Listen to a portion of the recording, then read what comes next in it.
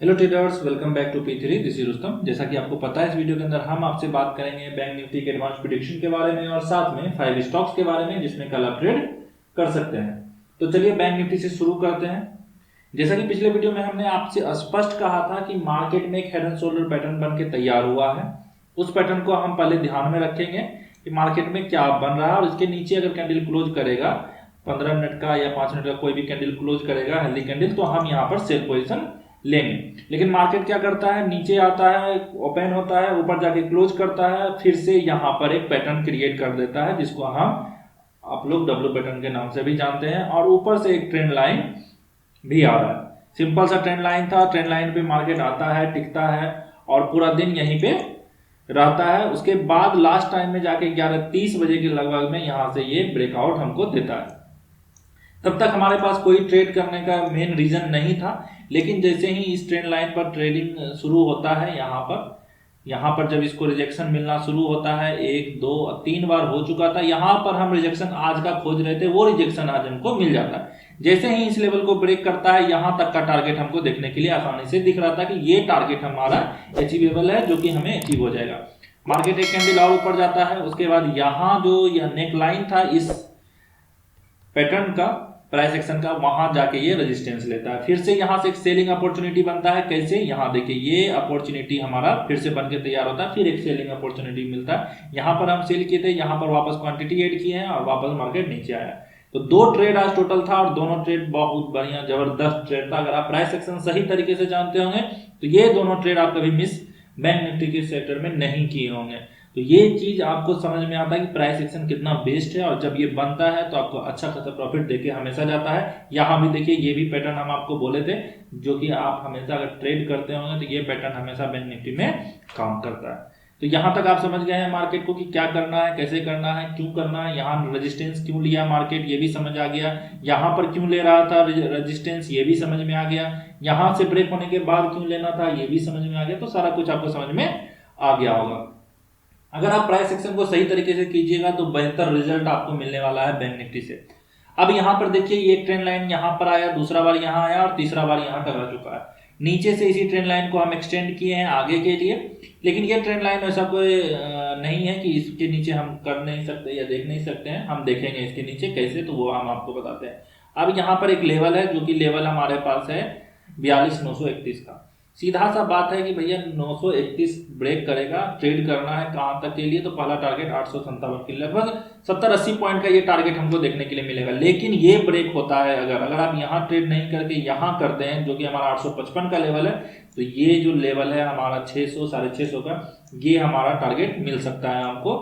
लेकिन यहाँ ब्रेक करने के बाद कोशिश कीजिएगा कि मार्केट कल अगर अपने लो को तोड़ता है तो यहाँ तक का पहला टारगेट हम बुक करेंगे 859 तक का, और कल का लो मतलब लास्ट क्लोजिंग, जो क्लोजिंग है, क्लोजिंग के पास जो लो बना है वो लो, तो हम यहां तक का टारगेट ले सकते हैं इजी तरीके से। ऊपर का अगर हम बात करें तो क्या कर सकते हैं, तो ऊपर मार्केट अब 43,150 के ऊपर क्लोज करता है तो 43,150 लेवल नोट करते जाइए। 43,150 के ऊपर कैंडल क्लोज करना चाहिए और उसके बाद ये ऊपर के लिए निकलेगा। अगर मार्केट गैप अप ओपन होता है तो यहाँ होल्ड करना चाहिए, होल्ड करने के बाद ऊपर निकले तो इसको मार्क करके आप ट्रेड कर सकते हैं, जो कि 350 का मेरे ख्याल से वो लेवल है।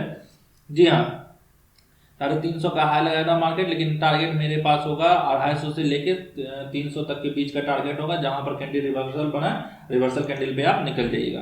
तो ये हो गया हमारा कल के लिए कि मार्केट अगर 130, 133, 50 के ऊपर यहाँ क्लोज कर दे, 130 के ऊपर कहीं भी क्लोज कर दे, आप ट्रेड कर लीजिएगा। वहीं पे अगला कैंडल में यहाँ पर बात कर रहे थे हम, आपका 930 के नीचे अगर क्लोज करता है तो हम 850 तक के लिए टारगेट ले सकते हैं। तो ये दोनों ट्रेड हमारा हो गया। वहीं पे अगर गैप डाउन मार्केट खुल जाता है, जो कि हमारा लेवल हो सकता है कि यहाँ खुल जाए 850 के आसपास खुल जाए, तो यहाँ होल्ड करके अगर मार्केट इस जोन में, जोन देखते जाइए, जोन जो बनाता है मार्केट, अगर उस जोन में फंस गया मार्केट तो फिर ये हमारे लिए अच्छा काम करेगा। नीचे ब्रेक करता है तो हम फिर से ट्रेड ले लेंगे। तो इस तरीके से मार्केट में यहाँ पर हमको देखने के लिए मिल रहा है कि किस तरीके से मार्केट में पैटर्न क्रिएट हो रहा है और हमको काम कैसे करना है। तो इस तरीके से आप बैंक निफ्टी में ट्रेड कर सकते हैं। और अभी बहुत बढ़िया मार्केट मूवमेंट कर रहा है 2 दिन से। पहले तो फंसा हुआ था, लेकिन ये 2 दिन का, जो 3 दिन का मार्केट था, बहुत ही गजब का मार्केट था। सारा परेशानी दूर कर दिया है बैंक निफ्टी यहाँ से। तो ये चीज आप कर सकते हैं बैंक निफ्टी में, प्राइस एक्शन से आपको करना है। अब हम बात करेंगे कल आपको जिस स्टॉक में काम करना है, 5 स्टॉक्स में, उस पर चर्चा करेंगे। पहला स्टॉक था हमारे पास गुजरात फ्लोरोकेम का और पहला स्टॉक है हमारे पास गुजरात फ्लोरोकेम का, जो कि 3595 के ऊपर अगर निकलता है तो हमें बाइंग पोजीशन बनाना है। वहीं पे अगला स्टॉक्स है हमारे पास कोरोमंडल का। कोरोमंडल में मार्केट यहाँ देखिए ऊपर 928 के ऊपर अगर मार्केट निकलने की कोशिश करता है तो हम बाइंग पोजीशन यहाँ पर बना सकते हैं। वहीं पे अगला स्टॉक है हमारे पास बजाज फाइनेंस का। बजाज फाइनेंस में हम सेलिंग अपॉर्चुनिटी ढूंढने वाले हैं 6665 के नीचे सेलिंग अपॉर्चुनिटी, वहीं पे 6842 के ऊपर हमारे पास बाइंग अपॉर्चुनिटी भी निकल के सामने आ सकता है। तो यहाँ पर ये भी कर सकते हैं हम बाइंग और सेलिंग दोनों। वेदांता लिमिटेड में हम सेलिंग अपॉर्चुनिटी ढूंढेंगे और इसमें हमारा लेवल हो सकता है 309 का। 309 के नीचे अगर मार्केट आता है तो आप सेलिंग अपॉर्चुनिटी इसमें ढूंढ सकते हैं। वहीं पे लॉरस लैब में मार्केट यहाँ पर सेलिंग अपॉर्चुनिटी 445 के नीचे हमें देखने के लिए मिल सकता है। 445 के नीचे मार्केट आता है तो आप इसमें सेल अपॉर्चुनिटी देखिएगा।